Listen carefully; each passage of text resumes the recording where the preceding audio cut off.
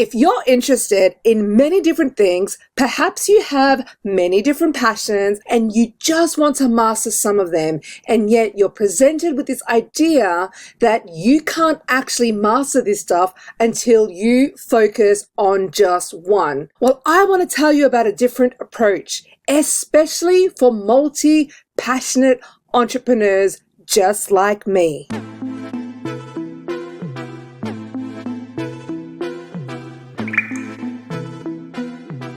I'm JD, in case you didn't know, and today I want to share the last 22 years of my story with you.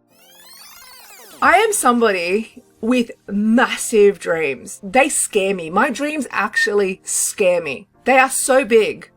And I've had these big dreams. Of course, they've changed along the years, but I've been having big dreams ever since I was 8 years old. I came to Australia. I watched this talent show called Young Talent Time, and I said, I want to be on that show. I was this young kid, literally just arrived from Mauritius, literally the first day or so of being in Australia. And here I am watching this kiddies talent show, and I say to myself, I want to be on that show. How was that going to be possible? I didn't care, because that was the vision that I had at 8 years old. Oh no, it wasn't even 8 years old. I was 7 years old. And I already created that. And a year later, my parents enrolled me in this school, the same talent school, where all the kids that were on TV were from that school. And I got really, really good at singing and dancing. And I could honestly say that's where my work ethic comes from as an 8-year-old child, where I just wanted to see this vision become a reality. I ended up building a music career after that, where I got to travel the world, perform all around the world. I got to work with Grammy awarded producers. I got to hang out with A-list celebrities, and I just got to experience this vision that I've always had. But doing all of this meant that I had to really master my craft. I had to get really good at singing. I became a really good songwriter. I became a very good creative director, bringing a vision alive, whether it was music videos, whether it was costume design, whether it was choreography. I had to just learn all these different skills as an artist, because I wasn't in a position to go out there and hire a stylist, hire a makeup artist, hire a songwriter, hire a producer, hire a creative director, a choreographer. The list goes on. So I had to learn all these things to become the artist that I became. Fast forward, I then decided, after years of trying to get signed by a major record label, the music industry changed dramatically. This was towards the late 90s, early 2000, and things were not looking like it was going to improve. So I decided, I'm just going to start my own record label. That's what I did. I did that in 2005. That was my very first business. I had no idea what I was doing. I had no idea what anything meant. All I knew is that I wanted to mold myself and create myself as a CEO and put out music through this label. And so I did that. I ended up selling 5,000 copies as a solo artist, as a record label. I ended up getting management in the Bay Area, and I was living between the Bay Area and Australia for about 3 years. And then after all that, I decided to call it quits. I was done with this whole hustle life, working a corporate job here and there, and then saving all my money, putting it towards my music dreams, and then paying for manufacturing, paying for all these things, artwork, and all types of things. And then I just got burnt out, to be honest with you, just being the artist, being the woman behind the label, having to negotiate deals, getting my album into stores within the Bay Area, and all these things, right? So then fast forward, I lost myself for a really long time. And 2012, after building a very successful corporate career, I decided to found my very first branding agency. And so that was in late 2012. Within 6 months, I had gone from 0 to 20 clients and quite a few of them on retainer. And I was offering things like branding, the whole shebang, brand strategy, brand styling. There was also an element of public relations involved. I was working with celebrities. I was working with big fashion brands, multi-million-dollar brands, and I was doing my thing. I was so ignorant to this whole world that it worked for me because I didn't let everyone else's ego and expectations get in my way because I wasn't even aware of it, if that makes sense. I was working with celebrities. I was working with young artists. I was working with music producers. I was working with record labels. I was working with movie producers and movie makers. I was working with actors, models. I was working with small business owners. Literally, I was working with a very wide audience because I wasn't niche back then.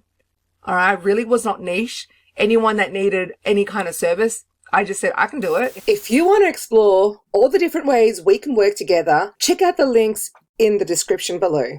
So funny enough, the more and more I know, the more and more I grow, I feel like the more and more I get imposter syndrome. So let me know in the comments if that ever happens to you. So basically, the more I was clueless, the more I went for it without any filters, without any overthinking things. I just kind of went for it and I built a really successful business in a very short time frame. However, at the time, I was going through a lot personally. I was escaping a very toxic and abusive relationship. I was really in a dark place mentally. And at the same time, the business grew so much that I started to let things fall through the cracks and I started to deliver a not so great experience. I'm only human. And eventually after 3 years of all of that, I did end up scaling back and I then transitioned from an agency model to a freelancer model. And then I decided to do that. So I went from a full-time agency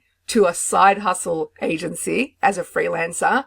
And then I ended up going back to a corporate career because entrepreneurship for me at the time, with everything that was going on personally, I also was in massive amounts of debt. I thought to myself, I just can't handle this. And so I just did the easier thing, which was working a 9 to 5. In a nutshell, I became a master of many because there was no other way. So if you're a multi-passionate entrepreneur and people always tell you to box yourself in, to do this and only do that, blah, blah, blah, blah, there is some truth to that, okay? Because when you niche down, you really get to become known for what you do for a very specific group of people, which is really good marketing. But here's the thing, you can actually choose a couple of passions, really get good at doing whatever it is that you merge together and then become known for one thing. And that's exactly what I did. I ended up getting so experienced, knowledgeable, and pretty damn good at things like design, copywriting, website design. I became extremely good at styling, photography, and it was really hard to then sell myself because how can you say to somebody, I do all of these things really well? They just don't take you seriously. People find it easier to buy one specific service from one specific expert. So what I did throughout the years, I went back to corporate and then years later, really doing a lot of personal development, a lot of learning, a lot of unlearning, and then a lot of focused action. And then eventually that led back to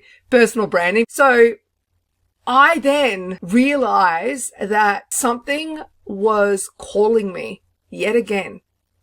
And this was 2018. And so you know what happened? I ended up resigning from a 6-figure corporate job that I absolutely loved because something spoke to me that I was meant to go back to full-time entrepreneurship.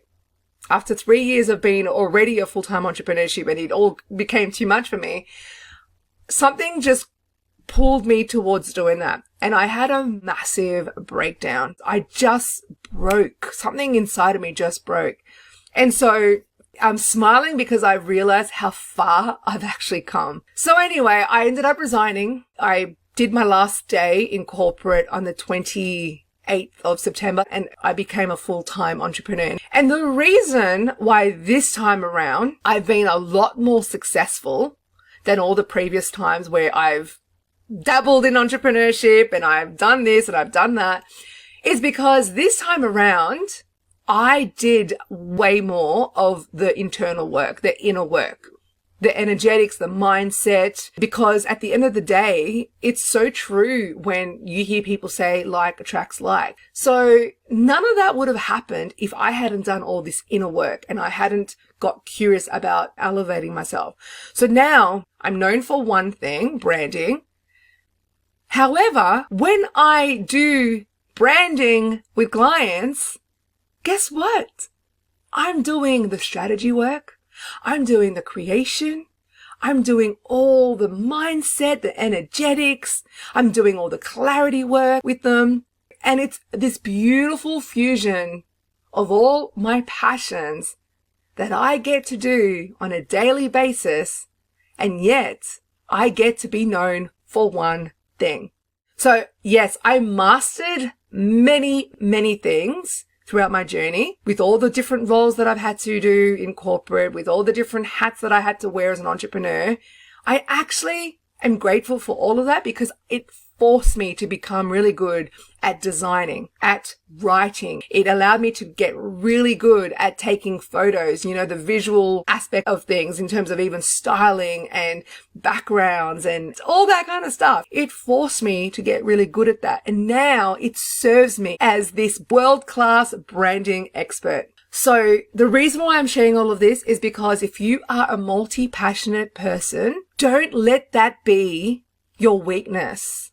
Find a way to use that as your superpower. Use it as a superpower the way that I use mine as a superpower. Reframe it and use it to position yourself as one expert under one thing, doing multiple passions behind the scenes, and use that to create your success. If you want to work with me, check out the links in the description below. Now, we've all been told you have to just focus on one thing. Throw away everything else, ignore all distractions, pick one subject, one skill, and dedicate yourself fully. And only then you can achieve mastery.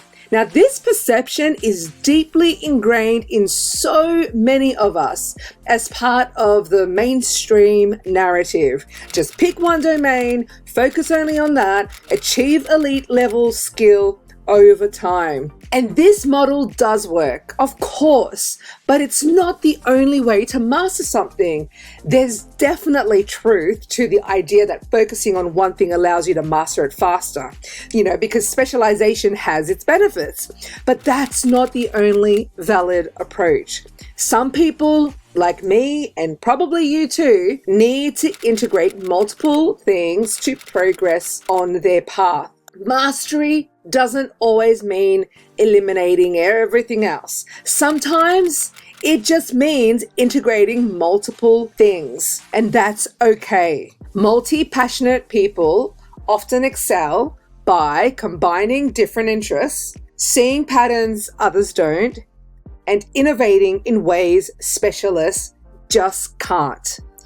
So as you can see, singular focus is a valid path, but it's not the only path. Think about 2 to 3 passions that you are obsessed with, okay? You are actually good at, that it's got some type of market demand, and then find a way to blend those together and then go for it. You don't have to box yourself in. You can be all of you, but just focus on one marketing message. Position yourself as an expert for one thing, because I'm here to tell you that it's possible. If it's possible for me, it's possible for you. If you want to explore what it would look like to work together, check out the links in the description below. So I hope today was really helpful, and I really hope that you just go for your dreams despite of what anyone is saying. If you are surrounded by people who are telling you, no, it's not possible, and change the circle that you're in. Go find other people who are like-minded. because you need to be around this kind of energy in order for you to thrive. And I'll see you next time, Queen. All my love, all of my support, all my gratitude for being here with me. Mwah.